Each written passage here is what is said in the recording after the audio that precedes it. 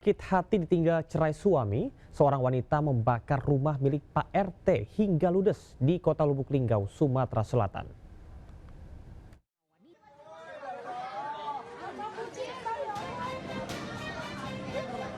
Kebakaran rumah terjadi di Kelurahan Mesat, Kota Lubuk Linggau, akibat dibakar seorang wanita penghuni rumah sebelumnya. Rumah milik ketua RT tersebut dengan api membumbung tinggi. Warga bersama dengan petugas pemadam kebakaran berjibaku memadamkan api. Pembakaran rumah dipicu amarah pelaku yang kecewa karena ditinggalkan suaminya.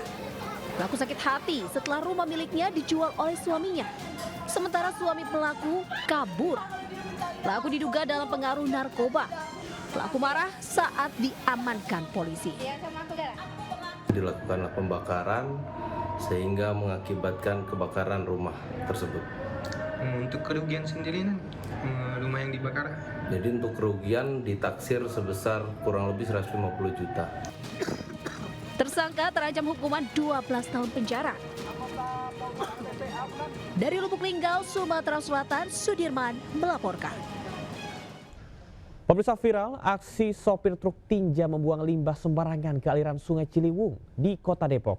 Saat dipergoki, pelaku pun langsung tancap gas.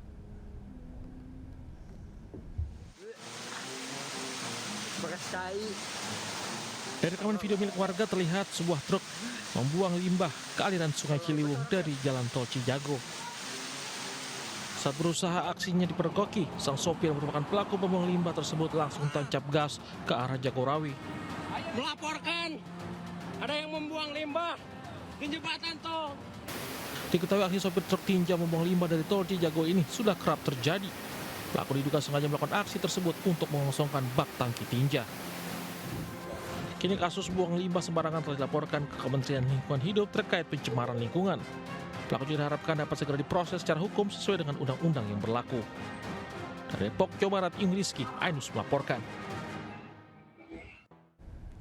Seorang sopir nekat membawa kabur mobil pembawa uang senilai 10 miliar rupiah di Solo, Jawa Tengah. Hingga kini polisi masih memburu pelaku yang sudah diketahui lokasinya. Seorang karyawan bank yang sudah bekerja sejak tahun 2018 kini tengah diburu polisi karena membawa kabur mobil pembawa uang senilai 10 miliar rupiah di Solo, Jawa Tengah. Kasus berawal saat pelaku dan rekannya mengambil uang sebesar 6 miliar rupiah di Bank Indonesia, kemudian dilanjutkan ke kantor cabang bank di Jalan Slamet Riyadi Solo untuk mengambil uang 5 miliar rupiah.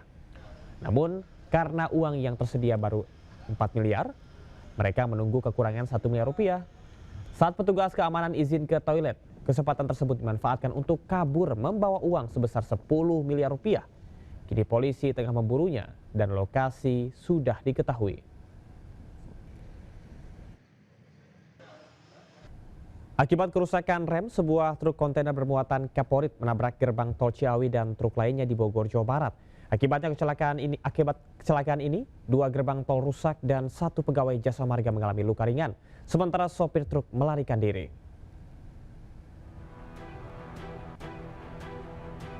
Truk kontainer ini menabrak gerbang tol Gate Ciawi 2 dan truk lain yang tengah bertransaksi di Ciawi, Bogor. Akibat kecelakaan ini, truk terguling dan rusak parah. Bahkan akibat kecelakaan, seorang pegawai jasa marga mengalami luka ringan dan segera dievakuasi ke rumah sakit. Kecelakaan berawal saat truk pengangkut kaporit ini melaju dari Ciawi menuju Jakarta. Naas jelang gerbang tol, truk hilang kendali hingga menabrak gerbang dan terguling. Diduga truk mengalami kerusakan rem, sementara sopir langsung melarikan diri. Untuk memudahkan evakuasi bangkai truk, petugas menutup 4 gate lintasan dan hanya membuka 2 gate saja hingga menyebabkan kemacetan. Kecelakaan ini merupakan ketiga kalinya di lokasi yang sama dalam kurun 9 bulan terakhir.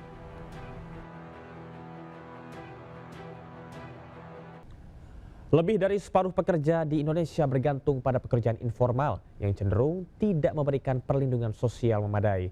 Pemulihan ekonomi dari dampak pandemi ternyata tidak diikuti oleh penurunan porsi pekerja sektor informal.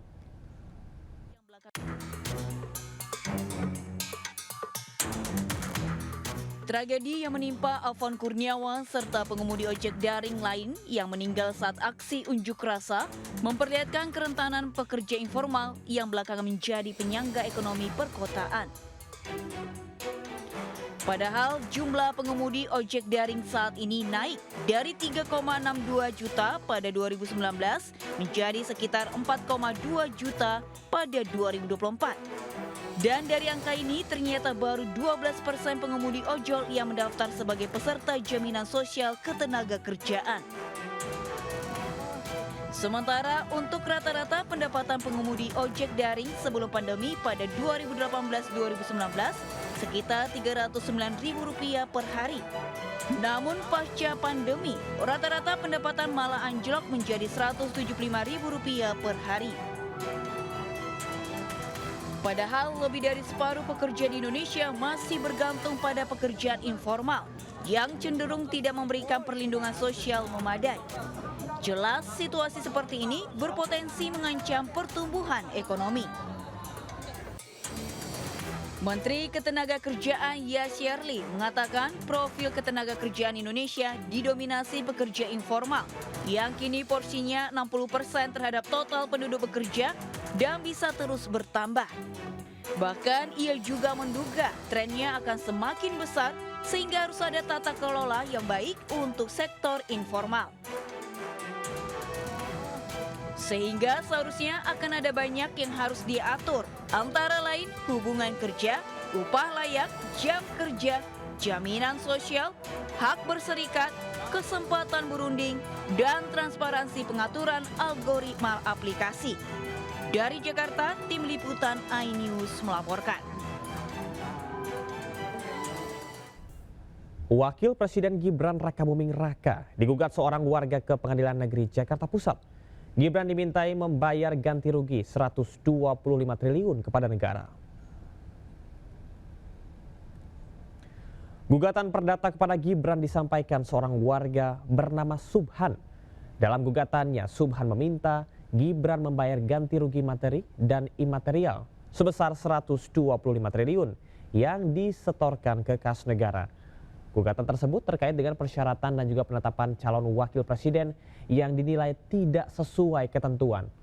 Penggugat meminta hakim menyatakan Gibran telah melawan hukum dan menyatakan status Gibran sebagai wapres tidak sah. Selain menggugat Gibran, Subhan juga menggugat Komisi Pemilihan Umum. Pihak PN Jakarta Pusat menyatakan sidang kasus perdata Gibran akan digelar mulai 8 September mendatang.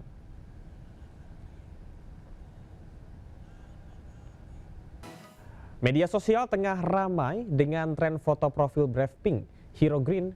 Dua warna ini merupakan wujud solidaritas, perlawanan, dan harapan yang lahir dari gelombang demonstrasi beberapa waktu lalu.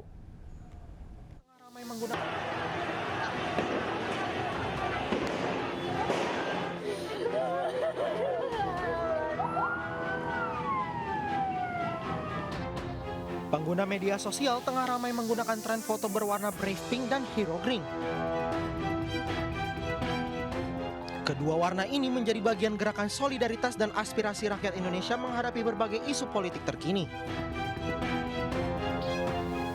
Di balik dua warna itu tersimpan dua cerita heroik yang menjadi pemantik kanvas perlawanan damai generasi digital Indonesia.